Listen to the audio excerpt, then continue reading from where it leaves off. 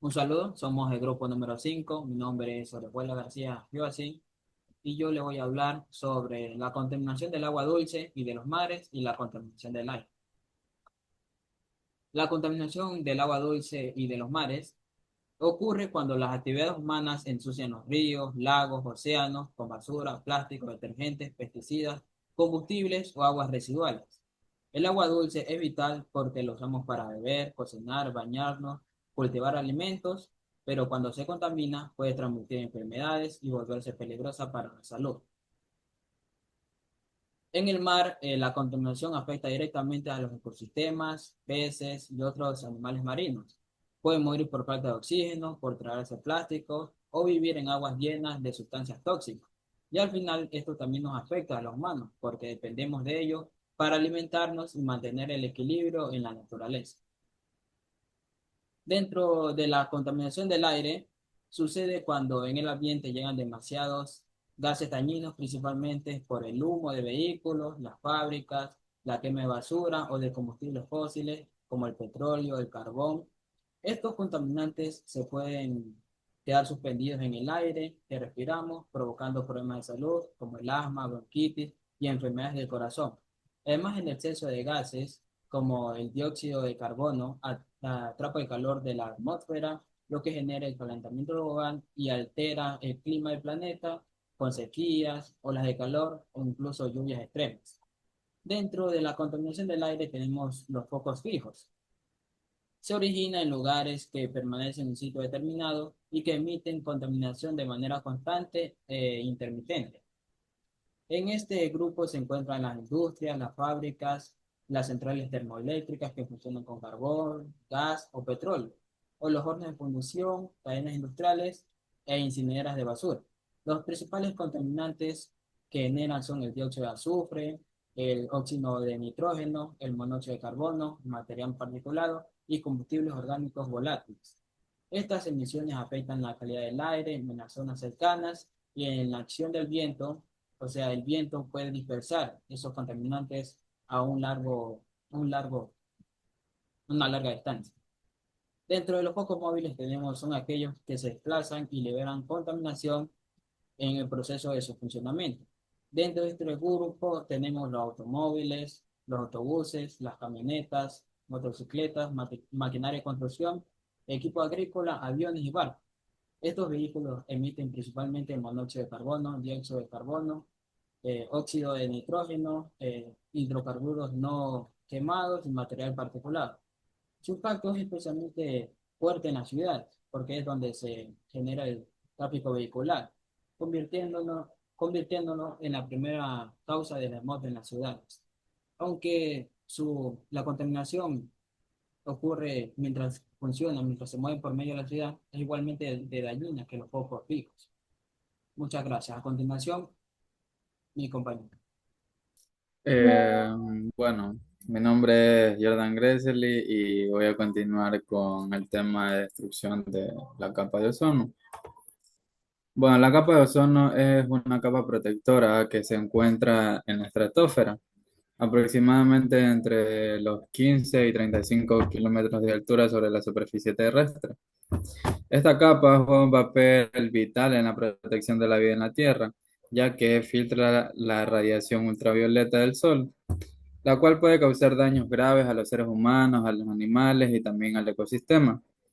La destrucción de la capa de ozono ha sido uno de los problemas ambientales más discutidos a nivel mundial, debido a los efectos perjudiciales que puede tener sobre la salud humana y la biodiversidad del planeta. Tenemos aquí causas de la destrucción de la capa de ozono. La principal causa de la destrucción de esta capa ha sido la emisión de las sustancias químicas humanas, especialmente de clorofluorocarbonos, halones y otros productos químicos relacionados. Estos compuestos que se utilizan en refrigeradores, aerosoles, extintores de incendios y en algunos otros procesos contienen sustancias como el cloro y el bromo, elementos que reaccionan con las moléculas de ozono en la estratosfera. Cuando estas sustancias químicas son liberadas en la atmósfera, alcanzan la estratosfera y, debido a la radiación solar, se descomponen así liberando los átomos de cloro y de bromo. Estos átomos reaccionan con el ozono y lo destruyen. Un solo átomo de cloro puede destruir miles de moléculas de ozono antes de ser eliminada. El proceso de destrucción del ozono ocurre principalmente en las zonas polares, debido a las condiciones climáticas específicas de estas regiones, como por ejemplo pueden ser las bajas temperaturas. Mecanismo de destrucción del ozono. El ozono es una molécula compuesta a través de tres átomos de oxígeno. En condiciones normales existe un equilibrio dinámico entre la creación y la destrucción del ozono. La radiación ultravioleta, de alta energía, cuando entran en la estratosfera, descomponen las moléculas del oxígeno en átomos de oxígeno que luego se combinan en otras moléculas de oxígeno para formar el ozono. Este proceso natural es esencial para mantener la concentración del ozono en la estratosfera.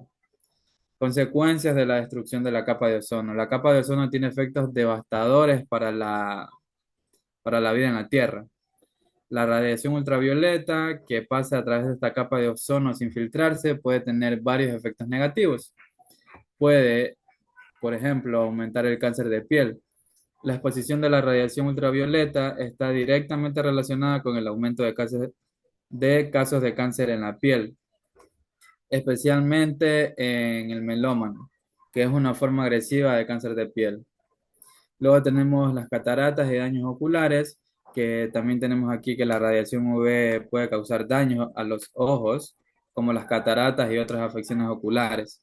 Luego tenemos también impacto en la biodiversidad. Esta radiación también afecta a los ecosistemas marinos, especialmente al fitoplancton, que son la base de la cadena alimenticia marina.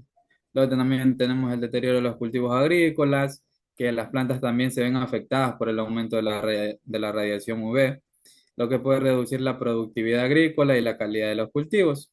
Y luego también tenemos el impacto en el cambio climático. Aunque la capa de ozono y el cambio climático son problemas distintos, ambos están estrechamente relacionados. Los CFC y otros gases de efecto invernadero contribuyen al calentamiento global, lo que puede agravar los efectos de este cambio climático.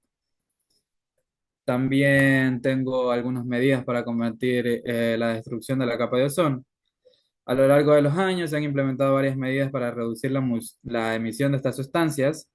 Uno de los hitos más importantes fue la firma del Protocolo de Montreal en el año de 1987, que fue un acuerdo internacional que comprometió a varios países a eliminar gradualmente la producción y el uso de CFC y también otras sustancias dañinas para la capa de ozono.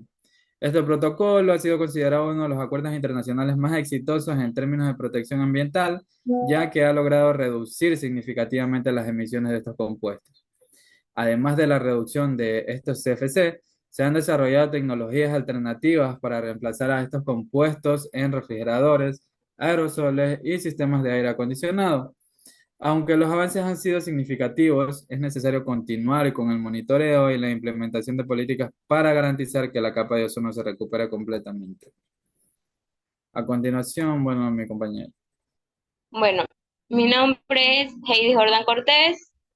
La destrucción de los bosques o deforestación es un proceso provocado por la acción humana que consiste en la eliminación de la cubierta forestal para destinar el suelo a otros fines. Esta práctica tiene graves consecuencias para el medio ambiente y el planeta.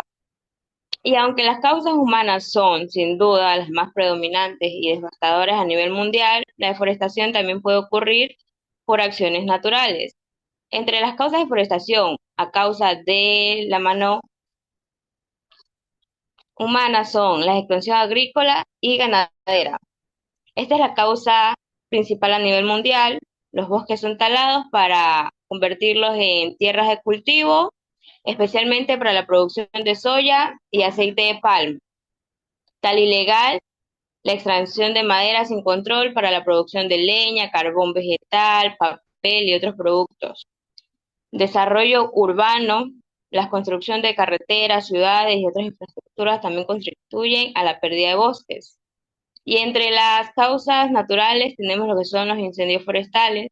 Aunque la mayoría de los incendios forestales son provocados por el ser humano, una pequeña parte se inicia por las causas naturales como la caída de rayos durante tormentas secas o la erupción de volcanes. También tenemos lo que son las plagas y enfermedades. Plagas de insectos como los escarabajos de la corteza y diversas enfermedades de los árboles pueden debilitar y matar árboles en grandes cantidades. Y también tenemos lo que son los fenómenos meteorológicos extremos, eventos como huracanes, tornados y tormentas fuertes. Consecuencias de la deforestación. La pérdida de bosque tiene efectos devastadores a gran escala. Tenemos lo que son las pérdidas de la biodiversidad. Más del 70% de las especies de plantas y animales terrestres viven en los bosques. La deforestación destruye sus hábitats, llevándolas al riesgo de la extinción. Erosión del suelo. La cubierta forestal protege el suelo de la erosión causada por el viento y la lluvia. Sin ella, el suelo se degrada, pierde sus nutrientes y se vuelve infértil, lo que puede llevar a la desertificación.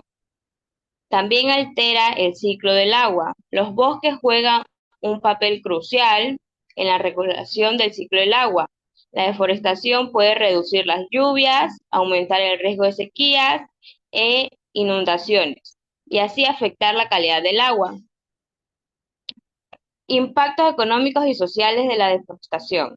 Pérdida de ingresos. Los bosques proveen recursos valiosos como madera, productos no maderables y oportunidades para el ecoturismo. Afectación en las comunidades locales. Muchos pueblos indígenas y comunidades rurales dependen de los bosques para su sustento. Dependencia de las exportaciones. La conversión de los bosques para la producción de bienes de exportación como la soya, el aceite de planta o la carne puede generar ganancias a corto plazo, pero también hace que las economías sean vulnerables. ¿Cómo podemos ayudar a prevenirla? Pues detener la deforestación requiere acciones a nivel global, pero también podemos contribuir con acciones diarias. El consumo, por ejemplo, el consumo responsable. Podemos elegir productos con certificación que garanticen un origen sostenible, como el sello FSC, que es el Consejo de Administración Forestal, y reducir el consumo de productos que a menudo son ligados a la deforestación. Reducir, reutilizar y reciclar. Disminuye el consumo de papel y madera.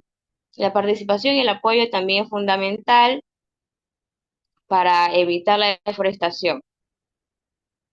Soluciones y políticas. Pagos por servicios ambientales son programas que recompensan a los propietarios de tierras o comunidades por conservar sus bosques.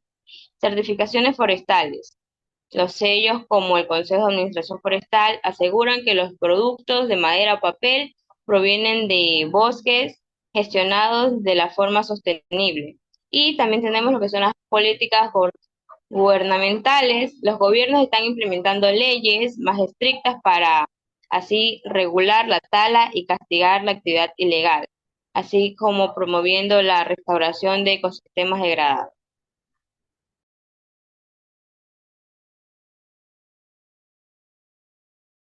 A continuación, quien habla es Nina Maurita Puyañapa. Voy a hablar sobre residuos urbanos. Los residuos urbanos son los desechos sólidos que se generan en las ciudades, provenientes de hogares, comercios y oficinas. Incluye restos orgánicos, plásticos, papel, vidrio, metales y residuos peligrosos. Y son todos aquellos desechos generados por las actividades cotidianas en las ciudades, hogares, entre ellos.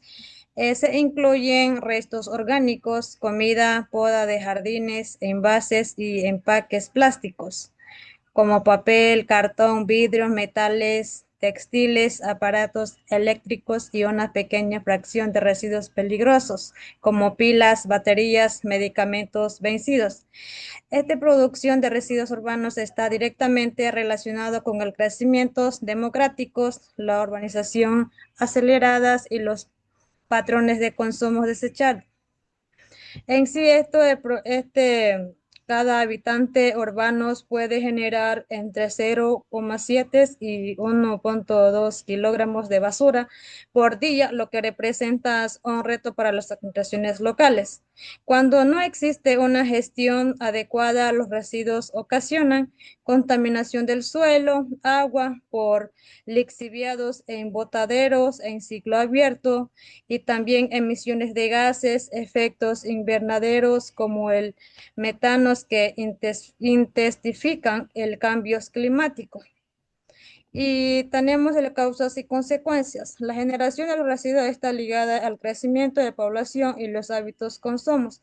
Cuando no se gestionan correctamente, causan la contaminación del suelo y del aguas que emiten gases de efectos invernaderos como el metano y atraen plagas portadoras de enfermedades.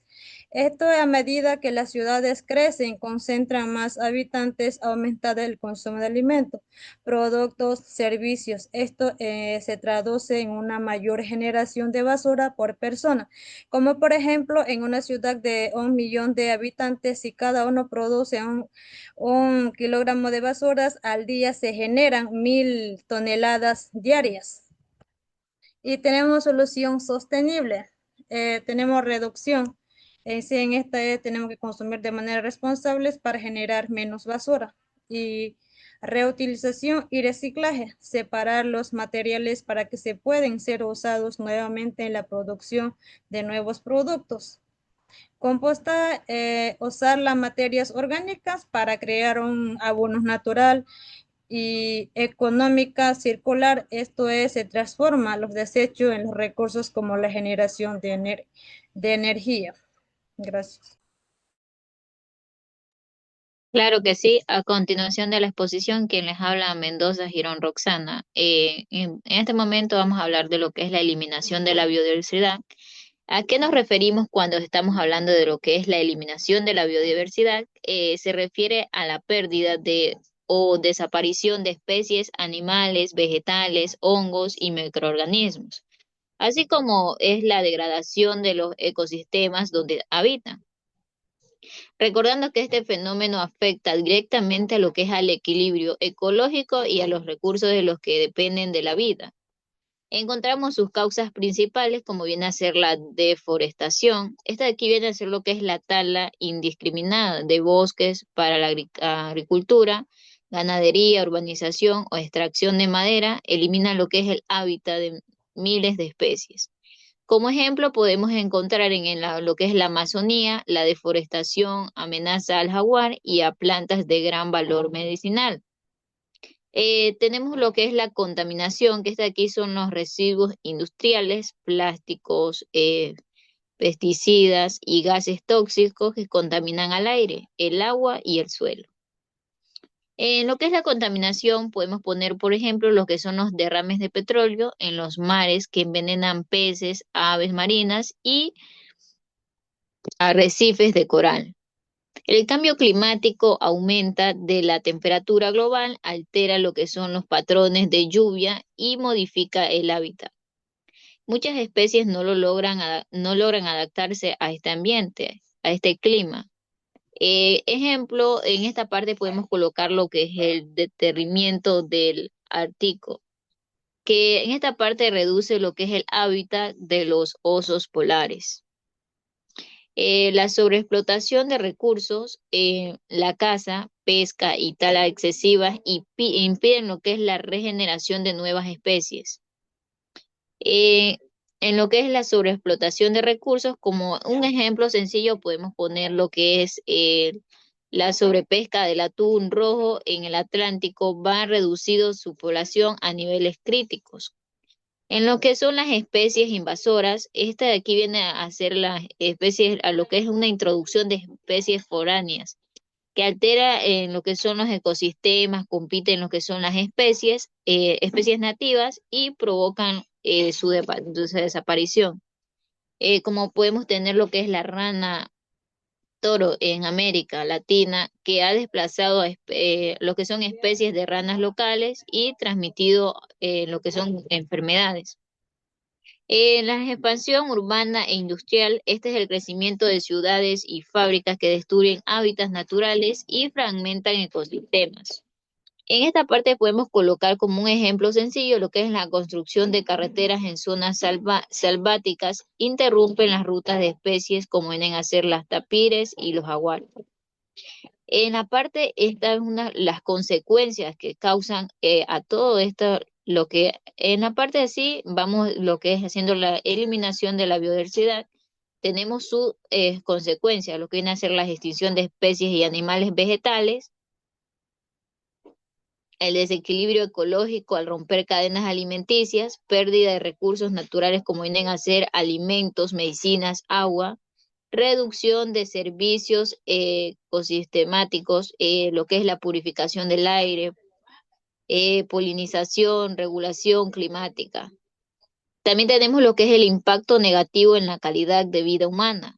Tenemos sus medidas de prevención, que es la conservación y ampliación de áreas naturales protegidas, tenemos la reforestación y restauración de ecosistemas degradados y su uso sostenible de los recursos naturales, fomentar la educación ambiental, una regulación estricta contra la caza, pesca y tala ilegal. Recordar que cada uno de los temas que ha tocado cada uno de mis compañeros es muy importante y poder aplicarlo en la vida cotidiana de cada uno y así poder mejorar en cada uno de los aspectos. Muchas gracias.